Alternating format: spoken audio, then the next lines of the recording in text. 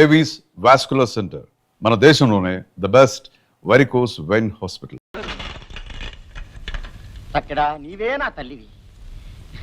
Kilo రాయి ఇదండి kilo రాయి. కిలో రాయి నీవే నా తండ్రివి. గళ్ళా పెట్టి నీవే నా ఆస్తివి. మీ అందరూ నన్ను చల్లగా చూస్తే అదే 10,000. అయ్యగారండి బెల్లం కిలో కిలో తోడు పొట్టలు కట్టేశానండి. కరెక్ట్ గా కట్టావా? కిలో అంటే కరెక్ట్ గా కిలో కట్టేశానండి. ఏంటండి లాభం ఎదురే. లాభం అండి, పొద్దున్న తక్కెడు తుడుస్తూ తుడిచేశానండి. ఆ సేపు ఉంటే నన్ను కూడా తుడిచేసావా? ఇంకోసారి కొట్టారంటే అమ్మగారితో చెప్తారు. అమ్మగారితో చెబుతాను నేను భయపెడతావు ఏమిట్రా వెతవా? ఇలా చూడు, లాభం లేకుండా బిజినెస్ చేయడం ఎట్లారా? ఈ చింతపండే మనకు లాభం. అయ్యో బాబాయ్ అంత లాభం అండి. ఉల్లిపాయలు మల్లయ్య గారా, 1 కిలో ఉల్లిపాయలు వేయండి. ఏంటే ఏమిటి ఆగ పెట్టుపట్లాడిపోతున్నావు? ఏదైనా పెళ్లి సంబంధం కుదిరిందా? లేదు బాబు, అయినా నేను చిన్న పిల్లని, అప్పుడే నాకు పెళ్ళేటి బాబు. చిన్న పిల్లవే. అబ్బా ఆపండి బాబు మీ సరసం.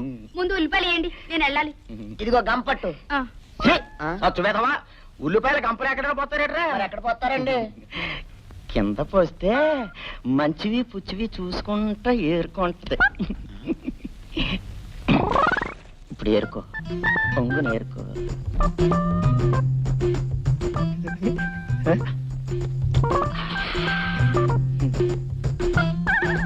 చాలా బాగున్నాయి. ఏటి బాబు? అవే ఉల్లిపాయలు. అన్ని బాగున్నాయి కానీ బాబు ఇది ఒక్కటే కుళ్ళిపోయింది. ఇది మీరే ఉంచుకోండి. ఏ పిల్ల డబ్బులు డబ్బులు మళ్ళీ వచ్చిస్తానులే అయ్యా. అంటే డబ్బులు కొనేరుతుంది డబ్బులు. ఊరికనే చచ్చు వెదవా, దాని దగ్గర ఎక్కడ పోతాయరా బాబు? ఏం కావాలి మామ? 1 కిలో ఉల్లిపాయలు.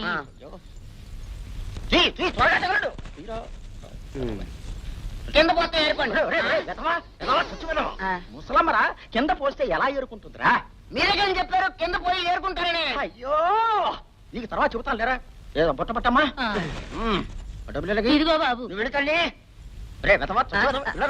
ఏంటండి అమ్మమ్మలకి ముసలమ్మలకి కాదురా కింద పోయడం. వెదవా పడుచు పిల్లలకి. ఎందుకండి? ఇందుకు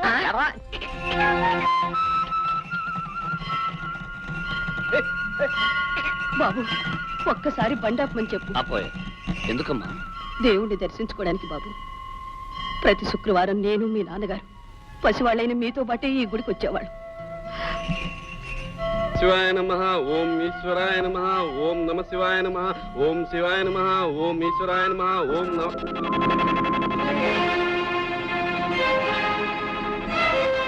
నువ్వు పార్వతమ్మవి కదూ? ఇంకా గుర్తున్నానన్నమాట. అప్పుడే ఎలా మర్చిపోతానమ్మా? పూజారి, నువ్వు మర్చిపోలేనివి, నీకు జ్ఞాపకం ఉన్నవి ఇంకా చాలా ఉన్నాయి.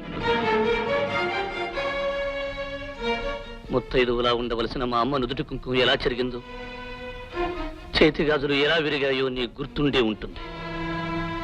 పూజారి, ఆ కుంకుమ చెరిగినట్లే కొందరి చరిత్రలు త్వరలోనే చెరిగిపోతాయి.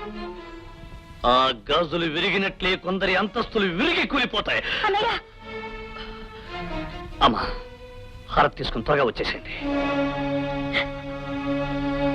అమ్మా, ఎందుకా కన్నీళ్ళు? ఒకప్పుడు ఆవేదన వల్ల కళ్ళల్లో నీళ్ళు వచ్చేవి, ఇప్పుడు ఆనందంతో కన్నీళ్ళు వస్తున్నాయి. పూజారి గారు, ఈ ఆనందం ఎందుకో తెలుసా? నా మాట, నా ప్రతిజ్ఞ నా కొడుకు నెరవేర్చబోతున్నందుకు. పదమ్మా. రామ్మా.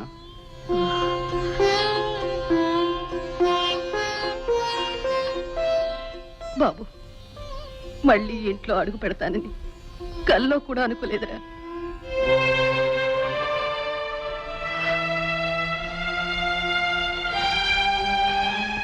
ఆ విధంగా శ్రీరామచంద్రుడు రావణాసురుణ్ణి సంహరించి తిరిగి రాజ్యానికి వచ్చాడు. ప్రజల్ని హాయిగా పరిపాలించాడు. ఆయన రాజ్యం సుఖశాంతులతో ఉండేది గనకనే దాన్ని రామరాజ్యం అనేవారు. అయితే ఇప్పుడు మన రాజ్యం రామరాజ్యం కావాలంటే ఏం చేయాలన్నా? నీలాంటి ప్రతి బాలుడు ఒక రాముడు కావాలి నాన్న. అయితే నేను రాముణ్ణి అవుతాను. ఇది నాన్న ముద్ద. ఆ. తినేశా. మరి ఇది అమ్మ ముద్ద. తిను బాబు. చాలండి. అమ్మా, బాబు, నా ప్రతిజ్ఞ నెరవేరుతున్నందుకు నాకెంతో ఆనందంగా ఉందిరా. తిరిగి మాట్లాడకు. పెద్ద పులు లాంటి మనం ఒక ఆడదానికి భయపడి రక్షించమని దేవుని ప్రార్థించటం.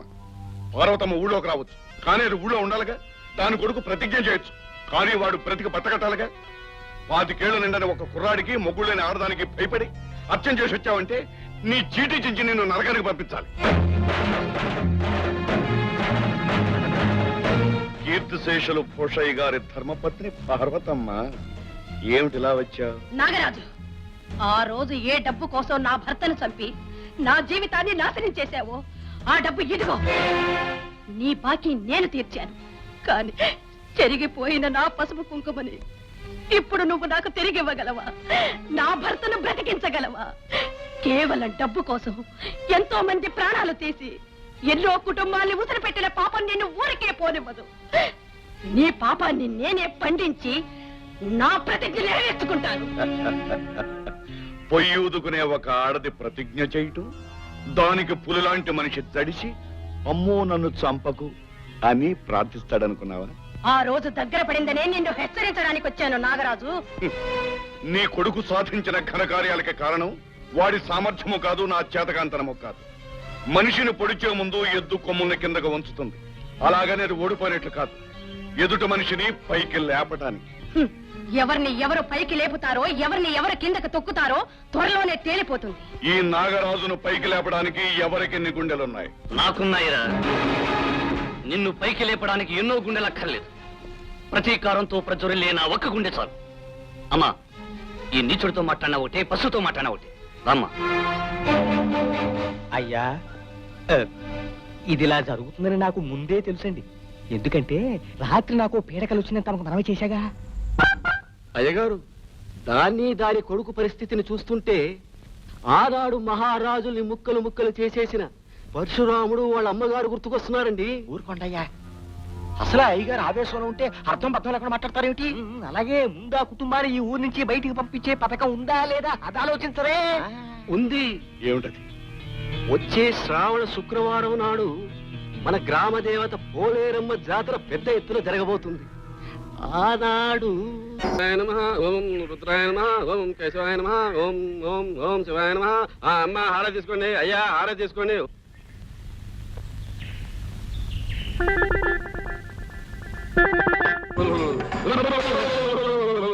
రే ప్రజలారా, నేను మీ గ్రామ దేవతను రా, అంగాళమ్మన్ రా.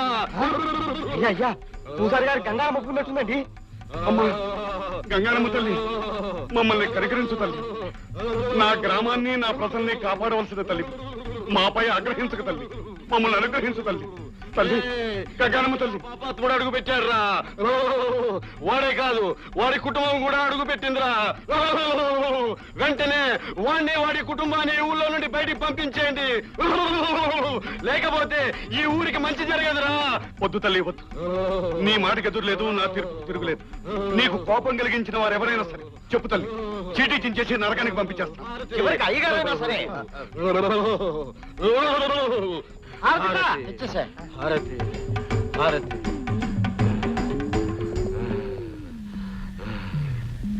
ప్రజలారా, మన ఊరి గంగానమ్మ తల్లి ఎంత సత్యమైన దేవతో మీ అందరికీ తెలుసు కదా.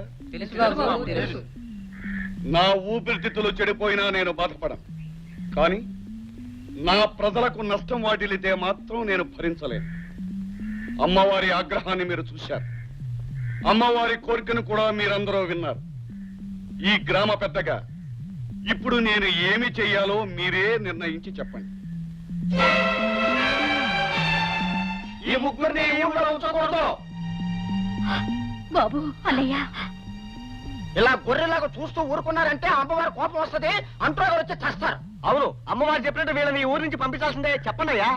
అవును, వాళ్ళని ఊళ్ళోంచి పంపించాల్సిందే. పంపించాల్సిందే.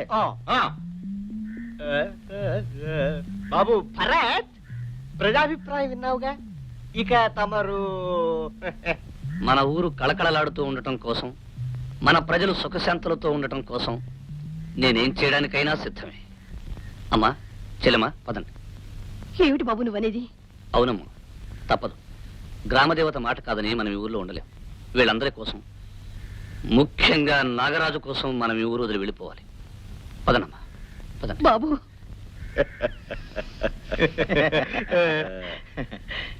మహానుభావులు.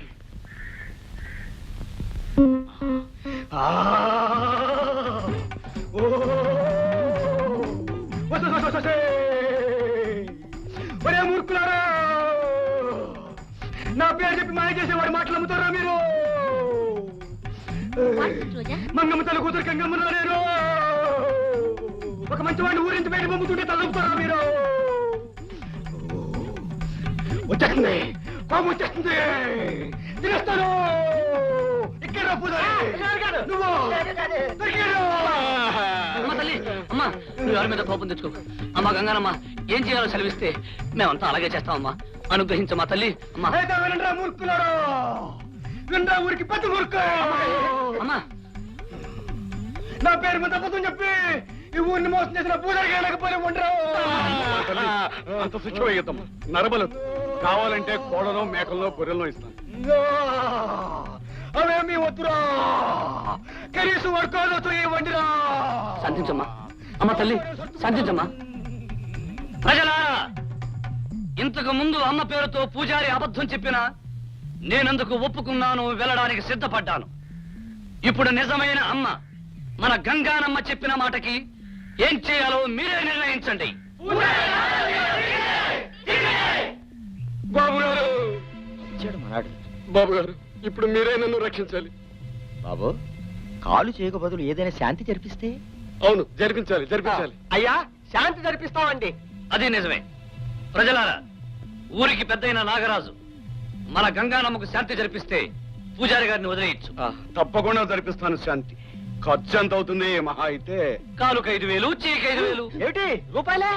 అంతేకాదు, ఊరందరికీ అన్నదానం, పేదవాళ్ళకి వస్త్రదానం జరిపితేనే మన గంగానమ్మ శాంతిస్తుంది. అందుకు ఒప్పుకుంటారా నాగరాజు గారు? ఒప్పుకోండి బాబు గారు, ఒప్పుకోండి, ఒప్పుకోండి బాబు. దానికేముంది? నేను ఖర్చు పెట్టేది పరాయి వాళ్ళ కాదుగా, నా గ్రామవాసులైన నా ప్రజలకేగా. అలాగే అలాగే ఖర్చు పెడతాను. ప్రజలారా, నాగరాజు లాంటి గొప్ప మనిషి మన ఊర్లో ఉండడం నిజంగా మనందరి అదృష్టం. చూడు, నన్ను నా కుటుంబాన్ని ఈ ఊరి నుంచి తరమాలనుకున్నావు కదూ, అందుకు నీకు జరిమానా 10,000. రండి. రండమ్మా, రండి.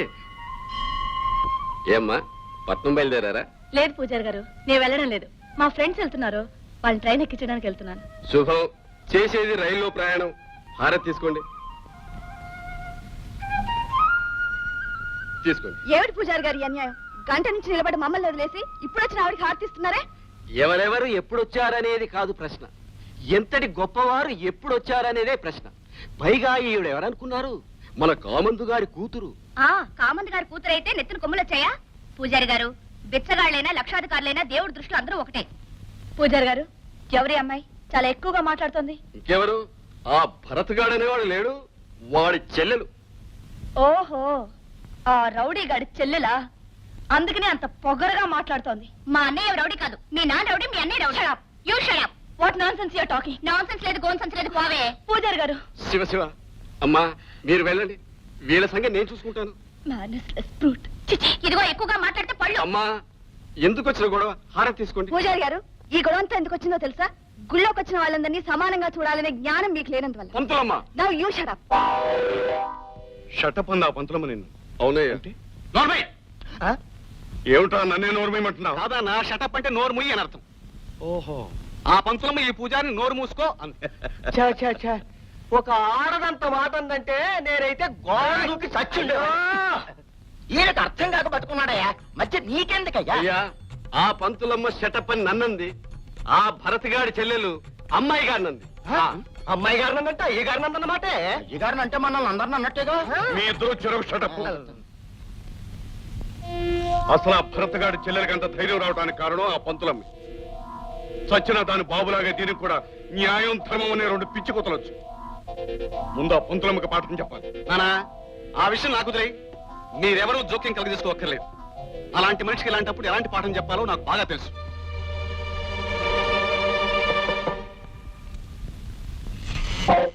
మీరా ఎందుకు ఇలా వచ్చారు? అదేం ప్రశ్న? బారులో తాగుబోతూ భామ దగ్గర తిరిగిపోతూ ఎందుకు వస్తారు? అందుకే నేను వచ్చాను. షడప్. ఆ ముఖ్య నా రాక కారణం. మర్యాదగా బయటికి వెళ్ళు. నా మాట విని నా ఇష్టాన్ని కూకుట్టావంటే నీకు ఎండలో గొడుగులా ఉంటాను. ఏమంటావు? నన్నే కొడతావా? ఆడదానికి నీకే ఇంత పొగరుంటే మగాడికి నాకెత్తుంటాలి?